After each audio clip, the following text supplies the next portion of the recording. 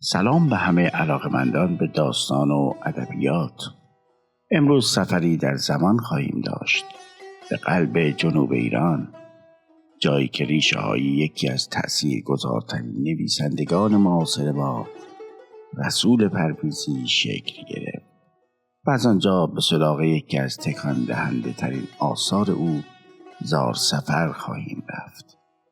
در سال 1298 شمسی در سرزمین تنگستان بوشهر کودکی متولد شد که بعدها با قلمش روح زندگی مردم جنوب را در رگ‌های ادبیات ایران جاری ساخت. رسول پرویزی. پرویزی تحصیلات ابتدایی و بخشی از متوسطه را در شیراز، شهر شعر و ادب، به پایان رساند. اما زندگی چالش‌هایی را پیش رویش گذاشت که او را از ادامه تحصیلات رسمی باز داشت. با این حال شور سیری ناپذیرش برای یادگیری او را به سمت کتابداری و آموزگاری در مدرسه سعادت بوشهر کشاند. در سال 1315 او موفق به دریافت دیپلم ادبی شد و همین مسیر راه نویسندگیش را هموار کرد. سالها گذشت و قلم پرویزی در مجلات مختلف درخشید. او به سرعت خود را به عنوان یکی از برجسته‌ترین نمایندگان سبک داستانی جمالزاده معرفی کرد. سبکی که بر سادگی، نزدیکی به زبان گفتار و نگاهی طنزآمیز به زندگی مردم تأکید داشت. اما نقطه اوج فعالیت ادبی او در سال 1336 فرا رسید، زمانی که شاهکار جاودانه‌اش مجموعه داستان شلوارهای وصله‌دار منتشر شد. این کتاب که از 20 داستان کوتاه یا خاطره تشکیل شده، با زبانی ساده، روان و طنزی دلنشین زندگی، فرهنگ و آداب و رسوم مردم جنوب ایران، به ویژه بوشهر و تنگستان را روایت می‌کند. شلوارهای وصله‌دار نه تنها معروف‌ترین بلکه موفق‌ترین اثر پرویزی است که عنوانش را هم از یکی از داستان‌های همین مجموعه گرفته. 10 سال بعد در سال 1346 او مجموعه داستانی دیگری به نام لولی سرمست را منتشر کرد که آن هم جایگاه ویژه‌ای در ادبیات ما پیدا کرد. اما زندگی پرویزی تنها در دنیای ادبیات خلاصه نمی‌شد. او در عرصه سیاست نیز فعال بود و سمت‌هایی چون نمایندگی مجلس شورای ملی، سناتوری و معاونت نخست وزیری را بر عهده داشت. همین مشغله‌های سیاسی بود که متأسفانه او را از ادامه مسیر نویسندگی باز داشت. در سالهای پایانی عمر بیماری بینایی کج‌چشمانش را از او گرفت و این اتفاق نقطه پایانی بر فعالیت‌های نوشتاریش بود. رسول پرویزی سرانجام در 8 آبان 1356 در 58 سالگی در همان شهری که سالها در آن زیست، یعنی شیراز، چشم از جهان فرو بست و پیکرش در جوار بزرگان شعر ادب ایران در حافظیه به خاک سپرده شد. اخیراً نیز کتابی به نام قصه های رسول از او منتشر شده که فرصتی دوباره برای نسل امروز است تا با جهان بینی و قلم نویسنده بزرگ آشنا شوند. حالا که با خالق این آثار ارزشمند آشنا شدیم، آمادیم تا به دل یکی از پرکشش‌ترین داستان‌های او سفر کنیم. زار سفر، داستانی واقعی از عشق، خیانت و انتقام که در دل جنوب ایران اتفاق می‌افتد و سرنوشت مردی را از قهرمان به قاتل تبدیل می‌کند. پس با ما همراه باشید.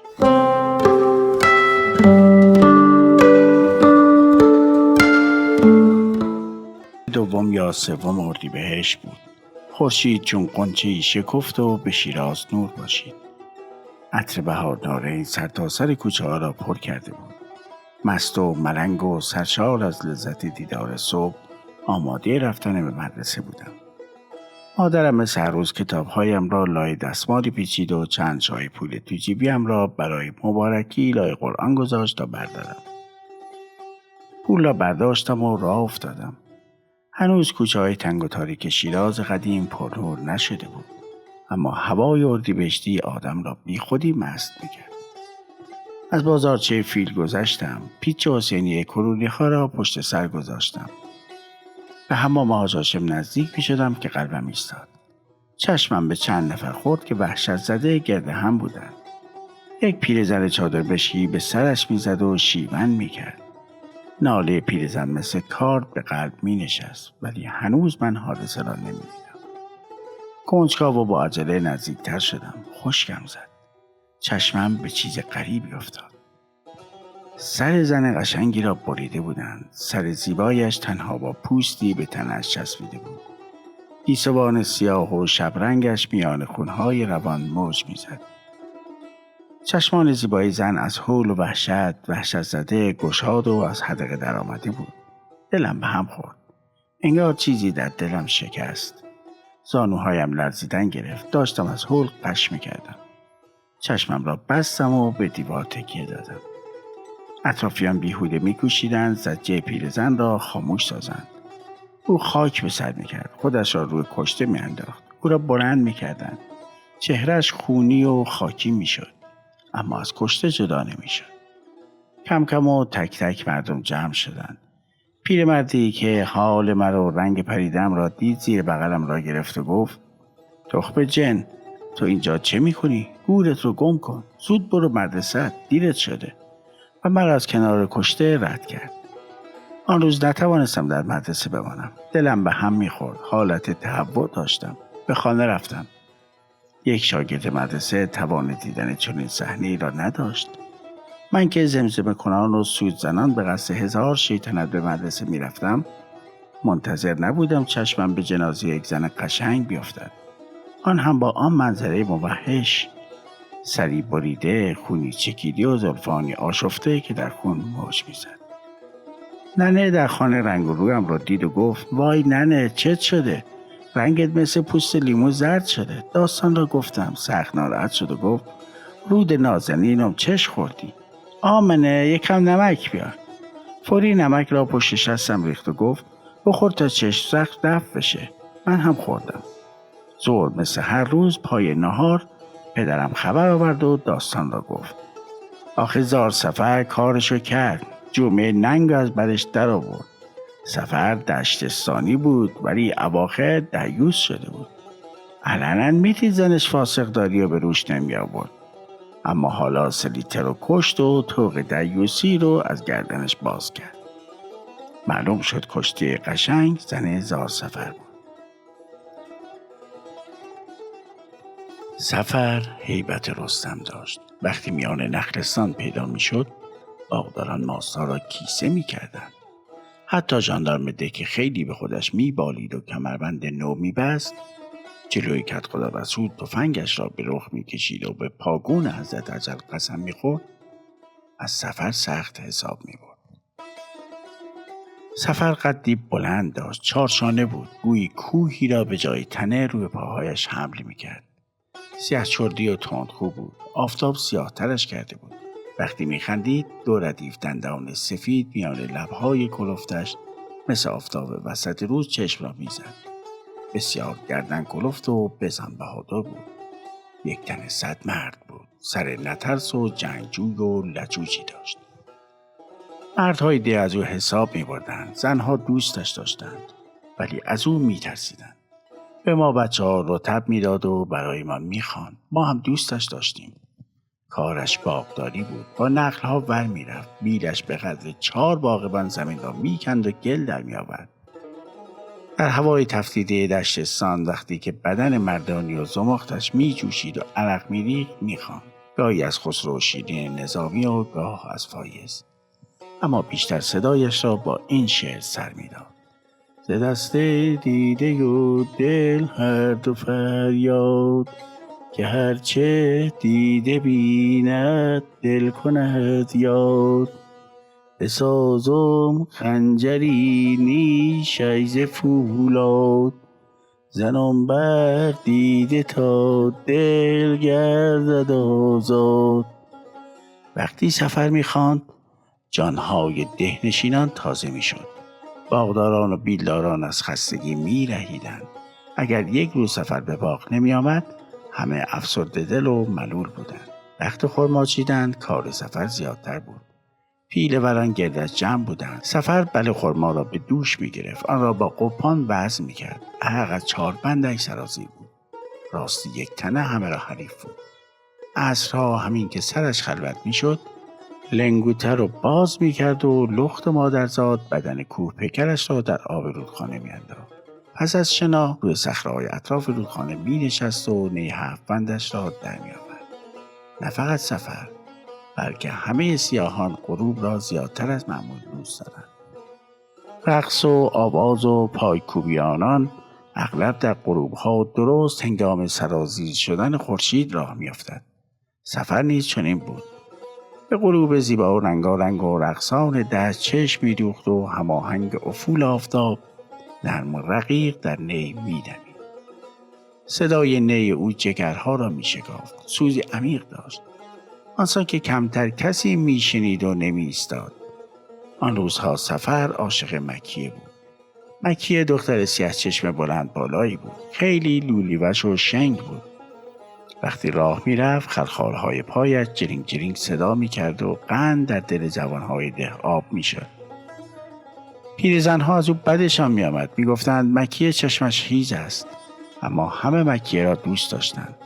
صدای خلخالش که به گوش میرسید مردها سخت قلقلکشان میشد. سفر طبق رسم ده دست روی مکیه گذاشت. هرچه در می آورد به مادر مکیه میداد. به خیال اینکه روزی مکیه تنورش را آتش کند و چاشت ظهرش را آماده سازد و شبها گیسوان سیاه خود را بر بالینش گذارد. سفر سراپا نثار بود، اما آنقدر مادر مکیه را پیرزنهای ده تحریک کردند و آنقدر به او گفتند این سیاه بوگندو لایق دختر تو نیست. حیف از بدن مکیه که زیر پای این سیاه وحشتناک بیفتد. تا بالاخره مادر مکیه دبه در آورد و گفت هاشا و کلا، دخترم را به سفر نخواهم داد. در جواب مخارجی که سفر کرده بود میگفت کیسه عاشق سوخته است. هنوز کشمکش سفر و مادر مکیه تمام نشده بود که سفر به جرم داشتن تفنگ قاچاق به زندان رفت و شب دوم زندانی شدنش استوار حسن با مکیه عروسی کرد. استوار حسن از ترس سفر پیش از عروسی او را به زندان انداخت و بعد تحت الحبس به بندر فرستاد و در دادگاه نظامی سفر به حبسی دراز محکوم شد. سالها گذشت، سفر از زندان درآمد و به ده برنگشت. بعدها راننده شد. بین شیراز و بوشهر بار می‌کشید. متعاقب یک شب مستی افسر را از یک خانه عمومی بیرون کشید و با او ازدواج کرد. از این تاریخ ماجرای نوینی در زندگی سفر پدید آمد. افسر را روز به روز بیشتر دوست می داشت. شوفرها می گفتند وقتی سفر از شیراز جدا می شود و به بوشهر می رود سرتاسر راه سوزناک و غمگین می خواند. یک آن راحت نیست، پیوسته در خود فرو می رود. اما به عکس آن ساعت که از بوشهر باز می گردد و به سوی شیراز می آید مثل کبوتری که بازشان برگردد سریع و سبکبال می آید. از کوه و کتل و دره نمی ترسد. از برف و باران و طوفان هراس ندارد. پا به گاز می گذارد و تشنه به شیراز می رود. سفر هرچه پیدا می کرد پیش پای افسر می رود. وقتی کلمه افسر را در دهان می گردان قند توی دلش آب می شد. اگر شب دیر وقت از سفر آمده بود افسر خواب بود بیرون اتاق می ماند. آنقدر می ماند تا صبح برآید افسر از خواب بیدار شود. مثل گربه‌ای که با بچهش ور برود سفر با افسر بازی میکرد. او را میبویید، نفسش را میبلعید. او را حیات و همه چیز خود میدانست. زندگی سفر روشن بود. خودش بارها گفته بود کسری ندارم و خیلی خوشم، اما راحت ننشست. با زندگی سیاه بازی کرد. کم کم وقتی که سفر نبود و به مسافرت میرفت افسر به گلگشت میرفت. مادرش هم بود کمک میکرد. آنقدر این گردش تکرار شد تا شبی که فردایش کشته شد. سفر از بوشهر برگشت، ماشین را به گاراژ زد، حمام رفت و بعد به خانه آمد. افسر در خانه نبود. دل سفر گرفت، کم کم وهم برش داشت. از همسایه‌ها پرسید. مثل پلنگی که جفت خود را گم کند غرش میکرد. عاقبت دانست که یار بی وفا در کجاست. سراغ او را در خانه کنار حمام حاج هاشم گرفته بود. هراسان بطری عرقش را برداشت، بعد در عرق فروشه سر کوچه آن را پر کرد و به کنار حمام آمد.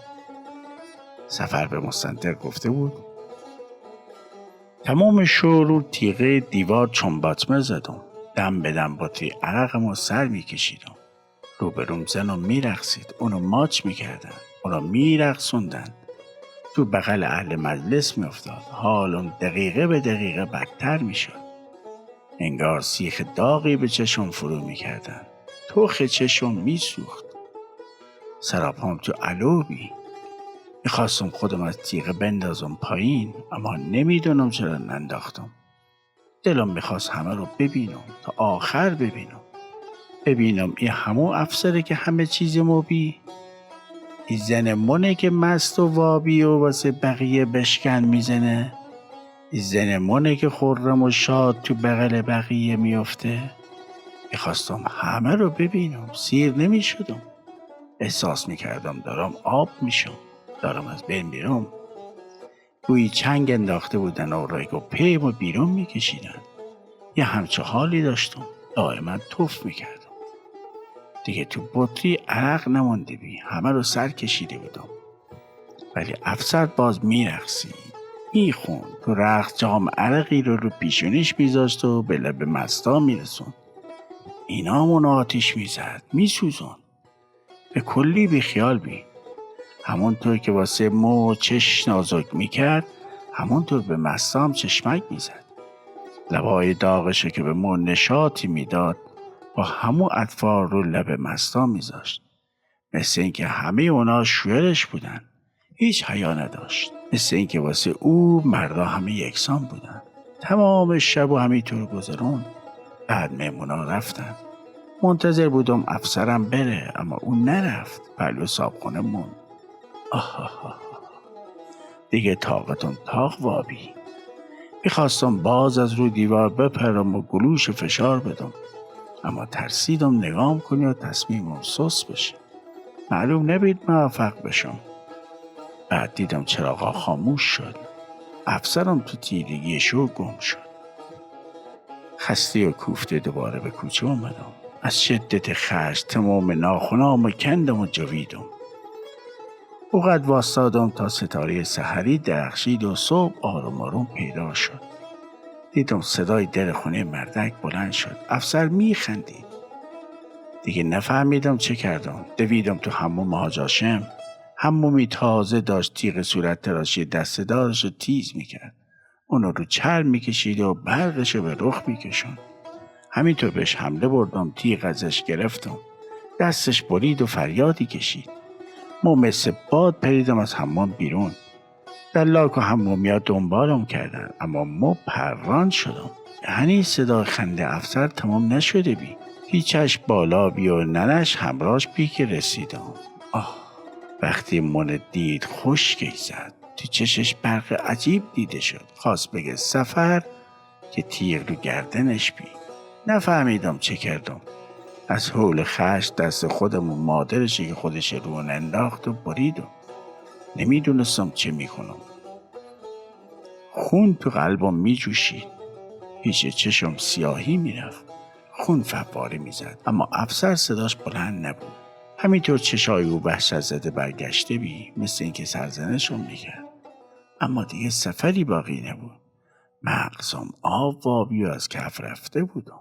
انگار جرق کمرمو شکستن. یه حال عجیبی داشتم. نفهمیدم چی شد. حمومیا وقتی تیغ تو دستم دیدن ترسیدن و گریختن.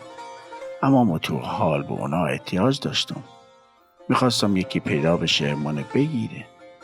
چون دیگه هیچی اصلا باقی نمونده بود. همه چی از کف رفته بی. دلو میخواست یکی هم منو میکشت. جرأت نداشتم به کشته افسر نگاه کنم. مادر جیغ میزد، اما تیغو میدید و میترسید نزدیک بشه. تیغو پرت کردم دور. حمامیا جون گرفتن. یکی اومد اما میترسیدن. یکی فریاد کرد آجان آجان، اما دیگه حال نداشتم. آب وابی بودم. سرم گیج میخورد و زبانم خشک وابی بی. بعد نفهمیدم چی شد. 2 روز بعد خدمت جناب عالی رسیدم. حالا هرچی میخواید بکنید. ما تو زندگی روشنی ندارم. درا همه بسته بابی. امید ندارم. نمیخوام بیگناهی مشرح بدم. اگر منو ببخشین حوصله نفس کشیدن ندارم. اواخر مهر 1312 بود. در شهر چنین شایع شده بود که روز جمعه سفر را دار میزنند. روز جمعه در میدان سابق توپخانه مردم بیکار جمع بودند. علی میرغضب که یک چشمش کور بود شاد و خندان پای دار ایستاده بود. این هم موجود غریبی بود. یا آدم دار میزد یا در خرابه‌های خندق شهر خال سیاه بازی میکرد. مردم سود میکشیدند، زنها به هم فشار میآوردند. بچه‌ها چوب تلگراف بالا میرفتند و به شاخه‌های درختان آویزان بودند. من همان روز رفته بودم، به هر زحمتی بود خود را روی بامی رساندم. از آنجا میدان زیر چشمم بود. همه را میدیدم. نیم ساعتی گذشت، چشم‌ها متوجه ارگ بود. یک رختزار سفر وارد شد. سفر هیبت رستم داشت، کشیدی و بلند. حله سفید کار دشتستان را به دوش انداخته بود. بی خیالت در ارگ بیرون آمد. دو آژان دنبالش بودند. چشمش را به میدان انداخت، بعد مردم را دید، بعد چوبه دار را. سفر همانطور که به نخلستان میرفت از در ارگ خارج شد. خم به ابرو نداشت. مردم جیغ و داد میکردند، لاتها سود میکشیدند، دل در سینه ها میتپید. ناگهان صدای گرم سفر بلند شد. همینطور که سنگین میآمد میخواند: